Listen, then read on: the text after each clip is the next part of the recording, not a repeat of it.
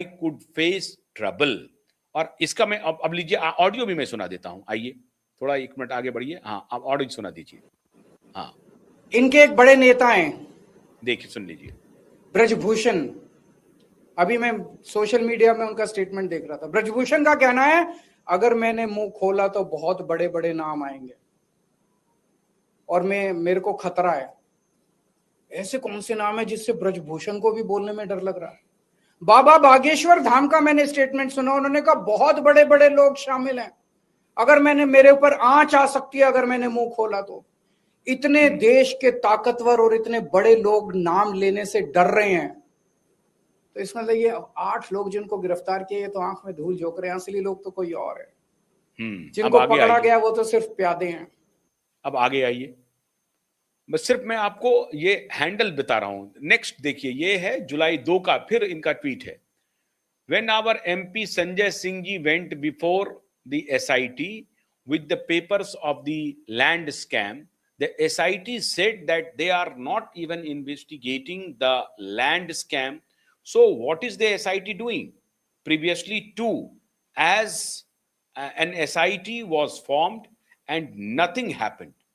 This time too an SIT has been formed and अब ये कह रहे हैं कि हमारे पिछली बार भी जो एसआईटी फॉर्म हुई थी और लैंड स्कैम के पेपर लेकर के हमारे नेता संजय सिंह जी गए हैं। दूसरा ट्वीट है। अब आगे देखिए, अब अगला फिर ये है जुलाई 2 का ही। देखिए इनका ट्वीट, देखिए कितना एग्रेसिव है इस मुद्दे पर। ये लगातार वन आफ्टर अनदर इनका ट्वीट चल रहा है, मतलब पोस्ट चल रहा है एक्स के ऊपर। So many massive scams have taken place in the Sri Ram temple. Mr. Modi, how did you not know about them? The truth is, you knew everything, but you choose to remain blind like Dhritarashtra. And when the truth started coming out in front of the country, you set up a fake SIT. अब ये देखिए attack कर रहे हैं मोदी के ऊपर।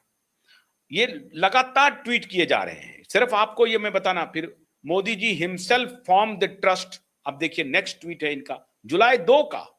कितने tweet आ रहे हैं। एक तो गोवा में प्रेस कॉन्फ्रेंस कर रहे हैं, प्रेस कॉन्फ्रेंस में वन आफ्टर अनदर। अब ये देखिए, Modi ji himself form the trust and personally selected each and every individual. He even made his close aide Champat Rai the supreme authority of the temple. Do you believe that Modi ji will be able to bring the real culprits to justice? The entire sequence of events only.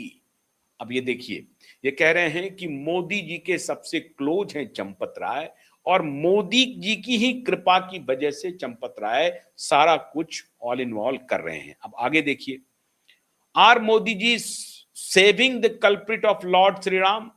Important press conference, फिर वही press conference. अब ये दूसरा press conference है। ये कब का है? ये जुलाई 2 को ही इस पे पोस्ट किया गया है, लेकिन ये प्रेस कॉन्फ्रेंस दूसरा है क्योंकि इसके बगल में अब सौरभ भारद्वाज जी आ गए। लोकेशन हो सकता है एक ही हो, शर्ट भी एक ही तरह के पहने हुए हैं। अब आगे देखिए,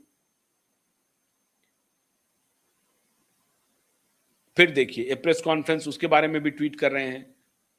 She would say that every person question that donations। हाँ, अब आगे देखिए साहब, फिर ये इसका तारीख बताइए। इसका तारीख है जुलाई 1। ये विक्रांत यादव का है ट्वीट। ये विक्रांत यादव का पोस्ट है जो उन्होंने ट्वीट किया। आगे बढ़िए, जो इनके ट्वीट को, इनके पोस्ट को रिपोस्ट किया है। आगे बढ़िए।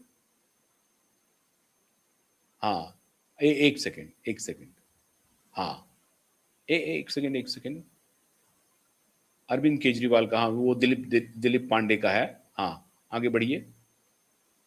एक सेकेंड। हाँ, बस। हाँ, अब ये देखिए 5 क्वेश्चंस। ये है जुलाई 1 का। 1 जुलाई का फिर प्रेस कॉन्फ्रेंस है और फिर ये 5 क्वेश्चन पूछ रहे हैं। Why haven't you visited Ram Temple till date? किनसे पूछ रहे हैं? अमित शाह जी, जिसके ऊपर मैं एक अलग से विशेष कार्यक्रम करके आपको बताया हूं। ये 5 क्वेश्चन अमित शाह जी से पूछ रहे हैं कि अभी तक आप राम मंदिर क्यों नहीं गए? 891 दिन हो गया है बीजेपी की सरकार को।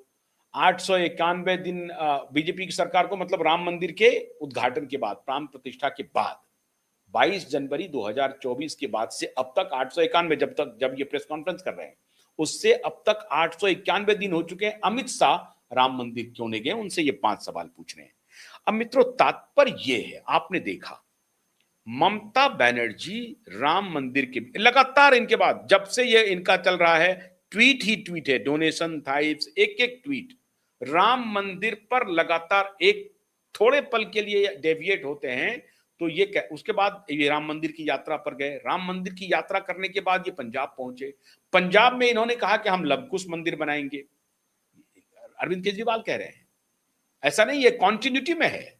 अरविंद केजरीवाल राम मंदिर की यात्रा करते हैं, रामलला का दर्शन करते हैं, वहां प्रेस को संबोधित करते हैं और उसके बाद ये आंकड़ा 200 करोड़ चांदी सोने सबका जिक्र करते हुए ये पंजाब पहुंचते हैं और पंजाब में घोषणा करते हैं अपने मान के साथ, जो वहां के चीफ मिनिस्टर हैं, कि हम पंजाब में लवकुश मंदिर का निर्माण करा रहे हैं, सीता मां सीता और लवकुश मंदिर का निर्माण कराने जा रहे हैं। और उसके बाद लगातार वन आफ्टर अनदर एक के बाद एक पोस्ट वो करते जा रहे हैं अपने एक्स के हैंडल पे।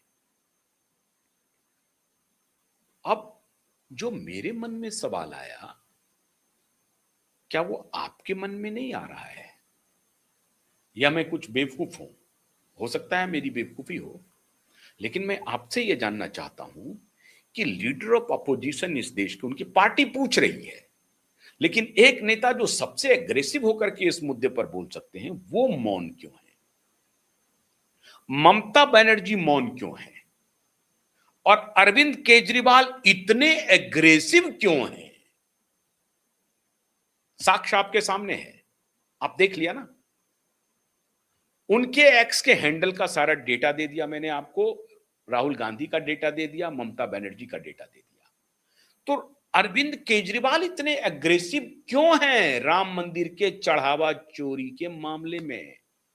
और क्या बात है कि राहुल गांधी मौन है? क्या कांग्रेस के रणनीतिकार कह रहे हैं कि खबरदार, पार्टी उठाएगी, आप मत कुछ बोलिएगा, क्योंकि आप जैसे ही बोलिएगा आपका जनेऊ और आपको फर्जी वर्जी कर करके आपको खत्म कर देगा। आप भले ही मुहर्रम पर ट्वीट करते रहिए, आप भले ही गाजा पर ट्वीट करते रहिए, सोनिया जी गाजा पर आर्टिकल लिखते रहे, इजराइल पर आर्टिकल लिखते रहे, कोई दिक्कत नहीं है। राम मंदिर के ऊपर ना सोनिया जी बोलेंगी और ना ही राहुल गांधी बोलेंगे। स्वीकारोक्ति है मित्रों, ये स्वीकारोक्ति है। राम के विषय में सोनिया और राहुल अपनी साख गंवा चुके हैं, बोल नहीं सकते हैं। ठीक ममता बनर्जी की भी वही स्थिति है। ममता बनर्जी भी राम के मुद्दे पर अब कुछ नहीं बोल सकती है। अखिलेश यादव साहब बिल्कुल पाला बदल लिए हैं, 360 चेंज हो गए हैं। वो हनुमान मंदिर जा रहे हैं, मंदिर मंदिर जा रहे हैं, मंदिर बनाने की बात कह रहे हैं, पूजा अर्चना में लगे हुए हैं, अष्टजाम कर रहे हैं, गांव गांव जा रहे हैं, मंदिर मंदिर जा रहे हैं। उन्होंने पाला बदल दिया, उनको पता चल गया है कि क्या खेल है। तो स्मार्ट लीडर कौन है? अखिलेश यादव। भले ही उनको लाभ मिलेगा कि नहीं मिलेगा कहना मुश्किल है, क्योंकि जैसे ही ये प्रकरण पे वो और ज्यादा आगे बढ़ेंगे, वो अब मंदिर मंदिर जाएंगे, उनको हो सकता है कुछ लाभ उनको लग रहा हो, उनका रणनीति ये कह रहा हो। लेकिन कांग्रेस और ममता बनर्जी को समझ में आ गई है कि जैसे ही राम का नाम राहुल गांधी ने लिया, कि समझ लीजिए कि उनकी पूरी कुंडली निकल जाएगी। अभी ही अखिलेश जी के चाचा का बयान वायरल हो रहा है, श्रीमान प्रोफेसर रामगोपाल यादव जी का। उन्होंने संसद में कहा कि हमारे मुलायम सिंह जी ने कहा कि गुंबद पर चढ़ तो गया राम भक्त गुंबद तोड़ने के लिए, लेकिन उतर नहीं पाया।